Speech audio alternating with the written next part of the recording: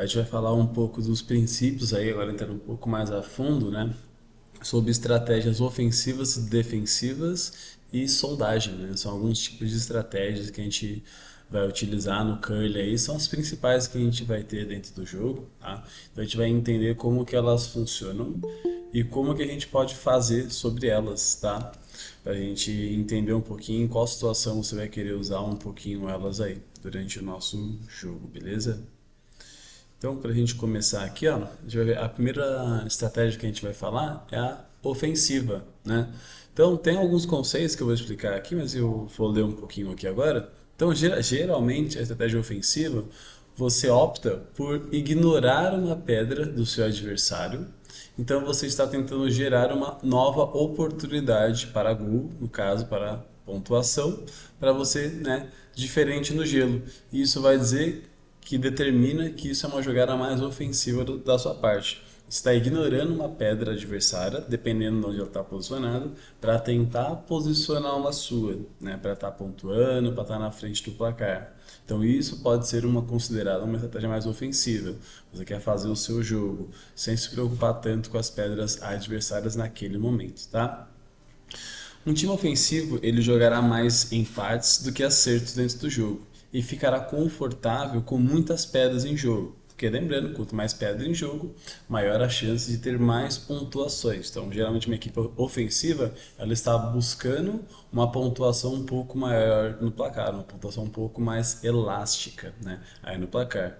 E também precisa estar confortável em abrir mão de grandes finalizações, porque nessa estratégia ofensiva você tem a oportunidade de levar mais pontuações ou até fazer mais pontuações, dependendo aí da equipe, né? Então você pode pontuar bastante, como você também pode perder bastante pontos. Então é uma estratégia ali bem arriscada, né, para quem está começando aí primeiro, segundo end, você fazer uma jogada dessa aí, né? Mas é uma opção também de jogada. Então temos que avaliar dentro de jogo essa estratégia ofensiva. Então você ignora um pouco a pedra adversária e tenta posicionar mais as suas dentro de jogo, tá? Para tentar pontuar mais. Aí tem um outro adendo aqui, ó, sobre a estratégia ofensiva. O termo agressivo, né, ou a estratégia ofensiva dentro do curling, quando ela é executada corretamente, tem maior potencial de forçar o erro, para você tentar marcar pedras em relação ao oponente. Porque no curling, essa posição ofensiva, ela gera jogadas mais difíceis para o oponente tentar tirar. Então você tenta fazer um come around ali, uma pedra bem mais escondida, uma pedra difícil, um congelamento, um freeze, né, que é uma pedra colar na pedra adversária, que possibilita que fique difícil da equipe adversária retirar essa pedra. Mas também tem um lado oposto, para o lado negativo dessa jogada, né? Que aqui dá até um exemplo aqui embaixo, que é se você tenta fazer um freeze na pedra adversária e não consegue fazer esse freeze de forma correta, né? A pedra bate e escapa um pouquinho ali, descola um pouquinho, a equipe adversária tem a possibilidade de fazer um hit and roll, né? Bater na sua pedra e esconder a pedra adversária, né? Então isso fica bastante claro aí durante essa estratégia, tá? Tomar um pouquinho de cuidado. Vou mostrar uma situaçãozinha aqui para vocês darem uma leve observada. Então, basicamente aqui, ó, tem duas pedras adversárias aí. Eu já passei da quinta, sexta pedra aí. Então, basicamente você só ignora essa pedra e tenta colocar a sua pedrinha dentro de jogo para tentar pontuar, se for o caso. Ah, tô Travando, impressão ofensivo minha. lá, com O a outra meu equipe também. também. Oi? Tá travando. Tá cortando, na verdade. Tá. Ó, Sua essa não foi Pra fala. mim uma também, boa cortou. jogada. Uma estratégia ofensiva, você vai tentar sempre colocar uma pedrinha dentro da casa aí, tá? Para você querer pontuar mais sem se preocupar muito, ó, com a pedra adversária. Vai lá pontuando, tentando colocar mais pedra dentro da casa possível para você gerar a sua estratégia, tá? Que a curvatura estava diferente. E assim a gente vai tentando, ó, povoar mais a casa e você na sua equipe, beleza? Aí, a nossa estratégia defensiva. Então, pensando em estratégia defensiva, dentro desse jogo você quer eliminar a pedra do oponente. Então, você está tentando impedir que o oponente ele fique marcando. Isso pode ser considerado uma estratégia defensiva. Você tenta eliminar algumas pedras do adversário para que ele tenha menos pedras dentro do jogo, dentro da casa, e que ele fique povoando menos, tá? No time defensivo ficará mais confortável com poucas pedras em jogo. Ele também precisa ser paciente, né? Porque é um jogo onde você tem que aguardar a oportunidade surgir, uma oportunidade, um erro adversário, e nem sempre ele surge ali em um end, né? Pode ter dois, três, quatro ends aí para surgir essa oportunidade, tá?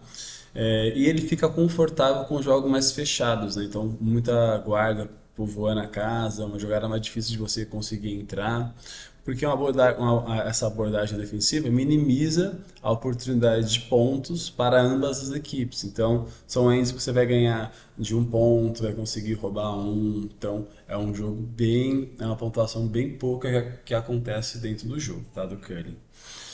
Aí também vale a pena falar sobre a estratégia defensiva, né? É uma estratégia conservadora e é usada por equipes que querem manter o jogo livre de bagunça, sob controle, né? Então, provavelmente, você vai executar jogadas onde você principalmente realiza takeouts ou tiros de guarda, na zona de guarda ali, para tentar povoar mais a entrada do jogo, e as pedras que vão cair lá dentro, você vai retirando elas, tentando deixar a sua ou até mesmo tirando a sua de jogo, dependendo um pouco da estratégia, né, de quem está jogando. Então, tudo isso tem que ser levado em consideração durante o jogo, tá?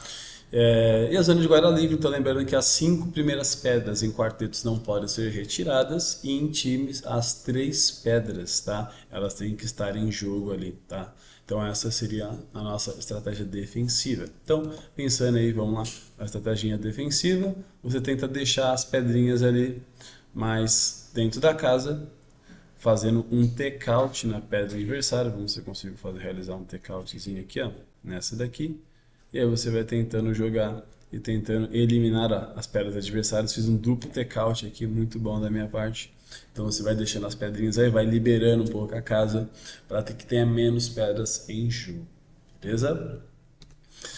Vamos falar um pouquinho aí, dando um prosseguimento, sobre a nossa sondagem. A sondagem, se você observar aqui, ó, ela é uma mistura, uma mescla, tanto de uma abordagem ofensiva quanto uma abordagem defensiva.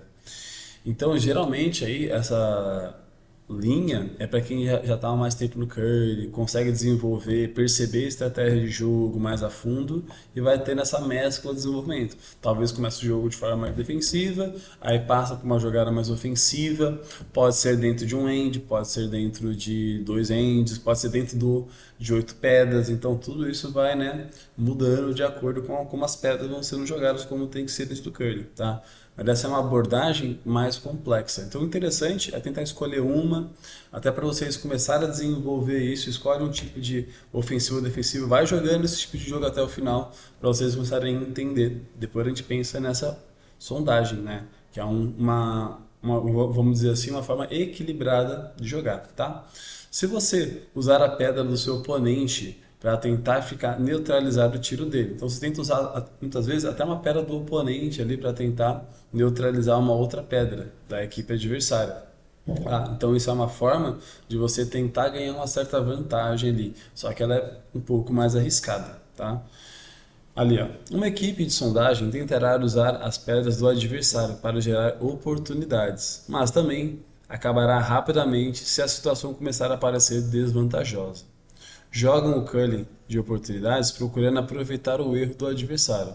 Mas também essa é uma situação que nem sempre vai acontecer. Às vezes você está ganhando e percebe que é hora de mudar a estratégia. Então você tem que ter o feeling, ter a percepção durante o jogo. Por isso que essa é uma jogada de sondagem equilibrada que a gente tenta sempre contornar, ponderar durante o jogo, tá? Aqui, ó, a gente vai falar um pouquinho agora sobre os desfechos do jogo, o que pode acontecer. Temos 4 situações que podem acontecer dentro de um jogo de curling. Que aí, tipo, são sondagens, são nomenclaturas que eu peguei, tá? Não sei se são ainda as ideais, tá? Pra gente utilizar aqui, ou se pode ter uma, que é essa conversão, tá? Que é a primeira aqui. Tem a de roubar, que é a segunda. A de forçar, ou de força, e a em branco, tá? Alguém arrisca falar alguma delas aí?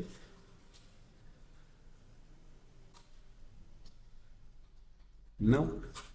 Então, vamos lá. Conversão. Vamos olhar a nossa primeira aqui, ó. Ela falando regra de conversão. Geralmente a conversão, quando ele está falando nessa situação de jogo, eu quero uma situação mais positiva. Então você vai tentar converter a sua última pedra, que é o martelo do jogo, em pelo menos aí 2 pontos, ou até para mais, vários pontos. Então isso vamos escalar como uma conversão. Você realizar mais de 2 pontos no end, 3, 4, dependendo aí, conciliando com a sua estratégia ofensiva, que você estava em jogo, né? Então aí, o nosso segundo critério seria o roubar. O roubar entraria onde? Em levar um ponto sem o martelo. Então você vai talvez ter uma estratégia um pouco mais defensiva durante o jogo e vai tentar roubar um ponto da equipe adversária, tá? Uma outra forma aí que a gente tem de trabalho também é o forçar. Você força o adversário do time com martelo apenas a receber um ponto. Isso teoricamente é um benefício para a gente. Se a equipe adversária marcar um ponto, é o mínimo que teoricamente eles deveriam fazer dentro de jogo, né? Então você está forçando a equipe adversária a só pontuar um, tá? Então isso fica uma forma de roubo também, mas de forma mínima, só para vocês entenderem um pouquinho. É muito parecido com roubo, mas você às vezes forçou a jogada para que aquilo acontecesse. Porque teoricamente ele já vai marcar um, mas você talvez tirou a possibilidade dele marcar 2, 3 pontos. Então você forçou com que eles marcassem só apenas um ponto, tá? Então fica parecido com o roubar ali, mas com essa questão de você criou a situação de jogada, tá? E o último que nós temos aí, que está falando aí, que é o aqui, ó, que é o em branco, tá? Esse em branco que está aqui, o último aqui, ó, é o que? Você blanquear o end. Então, nenhuma equipe vai pontuar. O jogo vai ficar empatado em 0-0, tá? E aí, dependendo da situação, isso pode ser bom ou não. Por quê? Se você faz isso no penúltimo end e vai para o último end sem o martelo, talvez não seja uma situação tão vantajosa. Então talvez seja se você está jogando em duplas, tá? Porque eu lembrando que quando você joga em duplas, quando o end blanqueia, você troca de martelo, né, com a equipe adversária. Agora, se você está em quartetos e blanqueia o penúltimo end, você conserva o martelo para ir para o último end. Aí sim você teria uma certa vantagem, tá jogando com a última pedra do jogo, tá? Então tem que ponderar também aonde você está fazendo isso, se é em duplas ou se é em quartetos, beleza? E aí, pessoal, vai ficar para nossa próxima aula aí o nosso processo estratégico, aonde eu vou entrar um pouquinho mais detalhadamente aí no passo a passo durante o jogo mesmo, cada etapazinha, do primeiro e segundo end, do terceiro ao sexto e do sexto ao oitavo, dependendo se for duplas, e do sétimo ao décimo aí, beleza? Eu vou entrar um pouco mais nesses processos, conhecimento de equipes aí, tá? Se alguém quiser fazer alguma perguntinha aí, se ficou alguma dúvida desse processo, eu posso voltar os slides aí e te debate um pouquinho. Eu. Tá ouvindo? Tô ouvindo. Não, então, acho que dúvida a gente vai ter sempre, né? Eu acho que, eu acho que a pista tem que voltar logo pra gente treinar isso na prática. Sim, sim. Está voltando já. Falando disso, Já está bem sabe como encaminhadinho aqui está? já. Uhum. E a gente vai revisitar isso também. Próxima aula, se eu não me engano, acho que amanhã ela vai ser uma aula de revisão, então a gente vai tentar revisar tudo que eu passei até agora aí para vocês. Que quiser tirar alguma outra dúvida também, a gente vai tirar também, tá? Mas quando eu entendo que na prática, para a gente ver tudo isso na prática, montar estratégias defensivas, montar estratégias ofensivas, fazer um jogo só ofensivo, fazer um jogo defensivo, aí vocês vão entender um pouquinho melhor esses conceitos também na prática. Faz muita diferença também, tá? Exatamente, era isso que eu estava pensando, em colocar, posicionar as pedras nessa defensiva, nessa força, nesse não sei o que aqui, tudo isso daqui, entendeu? Colocar na prática pra gente fazer. É isso que eu estava pensando também. Certo. Mais alguém É aí? isso, dúvida. É, oi. Quer dizer que a gente perde o martelo se a gente for em dupla, né? E terminar 0-0, é isso? Isso, o martelo ele passa para a equipe adversária, se o end termina empatado em 0-0, blanqueado, tá? Em quartetos acaba conservando ainda, mas se for em duplas ele troca. Então por isso que é uma situaçãozinha ali que você tem que ponderar muito o que você está fazendo. Geralmente, em duplas você não vê muito blanqueamento de jogo. É sempre uma equipe vai acabar pontuando. Porque se você ficar 0-0, o martelo vai para a equipe adversária, não vale a pena, né? Você não fez nada com o seu martelo, É verdade. teoricamente. Entendeu? Você não fez nada com o seu martelo. É. Não, o duro é a gente lembrar na hora se a gente é dupla, se vale segurar o martelo ou não, né? Que chega, a gente esquece. Ah, tem que lembrar, não dá pra esquecer. Agora já Aí tem sabe, que já. pontuar, né? É, agora sim. Mais alguma? Então, já que ninguém tem dúvidas aí, pessoal, enquanto isso, eu vou encerrar por aqui por hoje, tá?